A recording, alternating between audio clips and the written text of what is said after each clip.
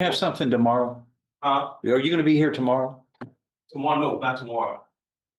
But on Angela Levine, that's just I just wanted to go on. She's in Florida. And Okay. if y'all It's- just, I got something for Little Langston oh, and, but I'll have it in the morning. Is this boring you? I didn't say anything. Yeah, no, you're sighing. Yeah. You sighing? Are you sighing? Tired, right, yeah. Yeah, well, quit sighing. Do it outside, all right? I come, I don't want to just. Just inform of it. I know this is bothering you, but let me just say, I didn't be say quiet, anything. sir. I will speak. See, the rules don't apply to you, do they? You've already been convicted of squeezing somebody's neck, assaulting a family member. No, so much- You were convicted in 2006. That wasn't a family member. That was not. I'm sorry, it's assault on a family member. That was not related to James McCain. Let me see the prior conviction, please. It's in the indictment. The grand jury is wrong.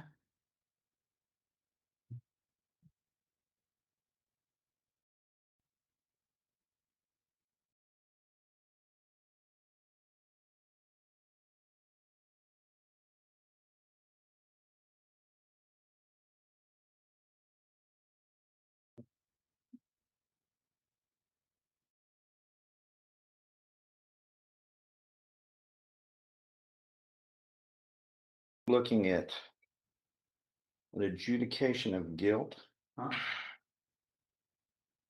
in 85552, which is the allegation in paragraph 2 of this third-degree felony of assault on a family member that you're charged with, which alleges that in the 252nd district court next door, you were convicted of assault on a family member on February 24th, 2006 in 85552. Strangely enough, I'm looking at the judgment which says exactly that.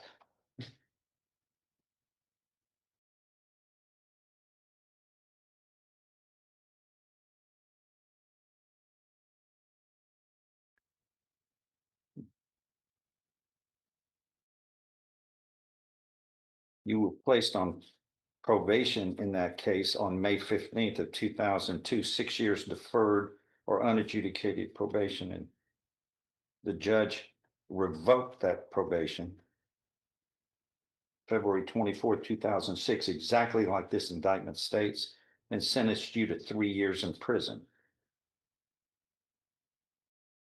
You're going to look me in the eye and say you weren't convicted of assault on a family member when this document says you were? I was violated for a technicality. And What is violated? Who violated you?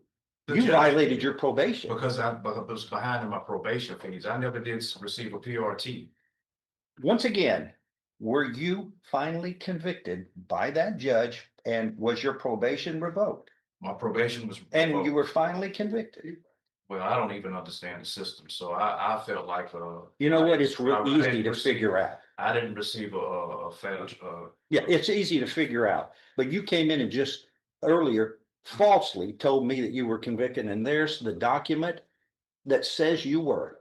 but that case has nothing. That has nothing to do with what? What I'm in here for. Yes, it does, because prior convictions enhance and elevate the punishment when you subsequently commit crimes. It's never in the past, sir. Well, I was falsely accused because the guy. You know what? assaulted You were me, convicted by He law. was not my family member. He was not a family. You were not- convicted we were by not law. Related in no way, shape, form, or fashion. Are you finished? You were convicted. And when you look at me and say you weren't, you were lying to me. There's the document on the law that says you were. Which means this third degree felony that you're charged with, which is similarly a crime against a family member. And you choked this person. Yes, When you choke somebody, there's only one reason: you're trying to kill. that's my family member. When I finish speaking, you get a chance to speak, Mr. Interrupter. You see, the rules don't Excuse me. follow. The rules of decorum don't follow with you. You don't believe in the law. right here, No. and you interrupt. Excuse me, sir. Sir, Excuse me, sir. don't speak Okay. until I'm through. She can't take both of us speaking. But you are just Mr. Rude from the beginning. You were rude from the beginning. You're defiant from the beginning. It's just like a child. Yes, sir, I apologize. It's just like a child. Let's start acting like adults. What this means is this new case of choking, squeezing somebody's neck, which is a third-degree felony if convicted. This prior conviction in 2006 bumps this up from a third-degree felony to a second-degree felony.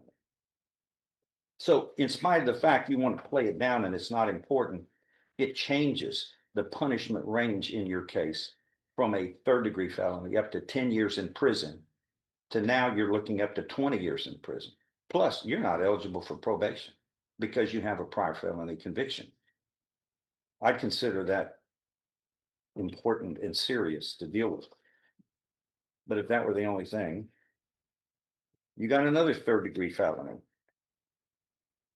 charged in the stalking case in 25 CR 866. And there it is, the reality check.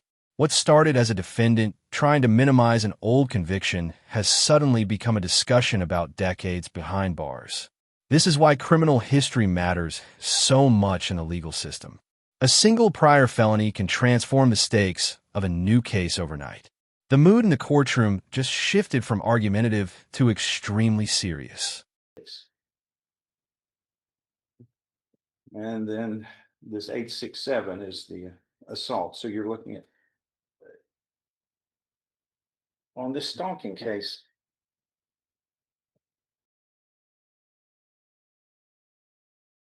This says it occurred on or about May 7th of 25.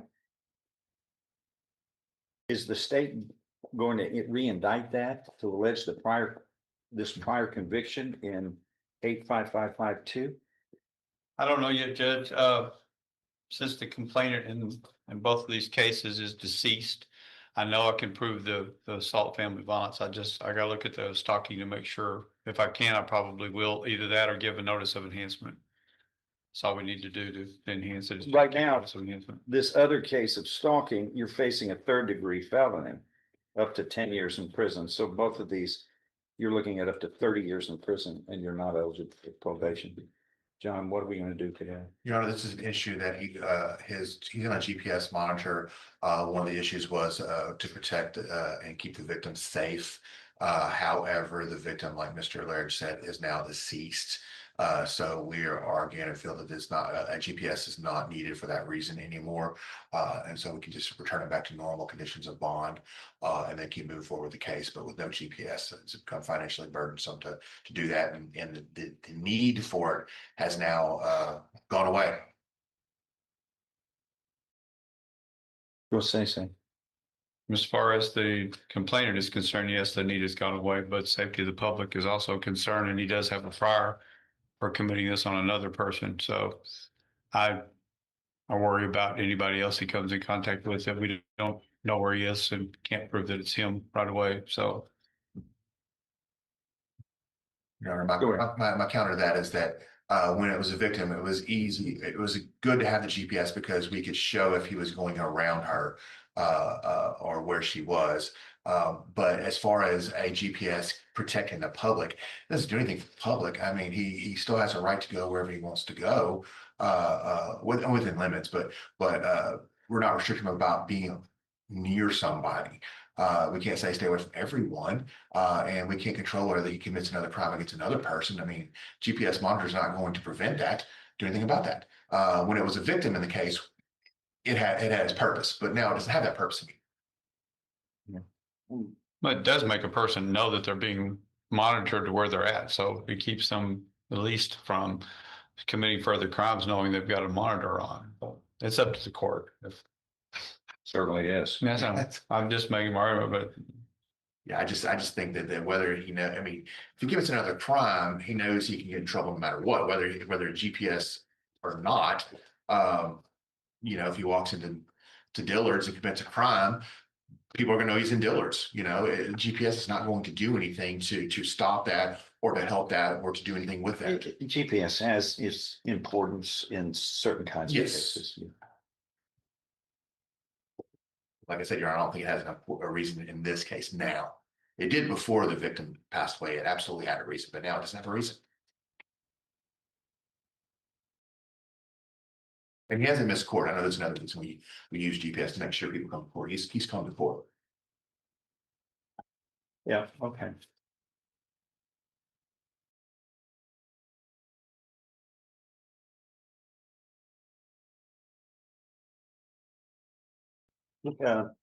He sent a letter to me. Everybody gets a copy when back in September a year ago. Everybody gets a copy. I have a copy of it, Jeff. Okay. I've never ordered a GPS on situation like circumstances like this, and I don't.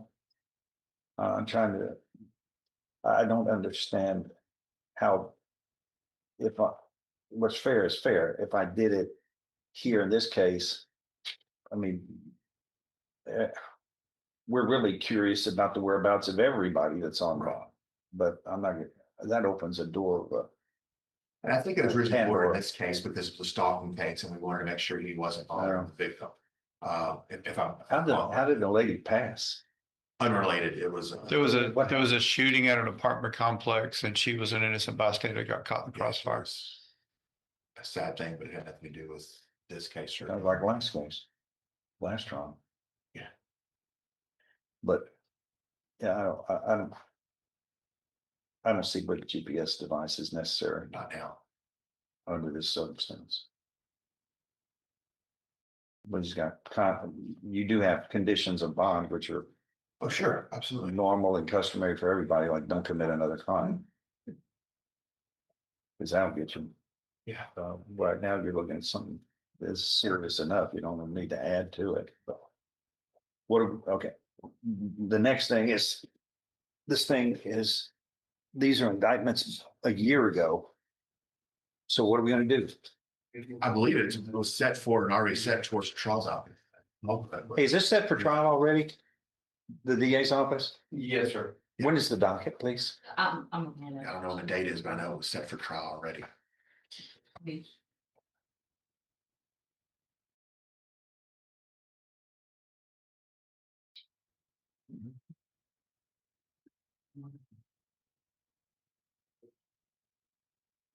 Are y'all able to recover that video? Or is that one? Yeah, we'll be able to recover by the time we get trial. It's easy. Okay. It's not that big a deal. So set for trial. Seems necessary now. August, right? Yeah. August, okay, all right. Get a resetting there. That's what we're gonna do.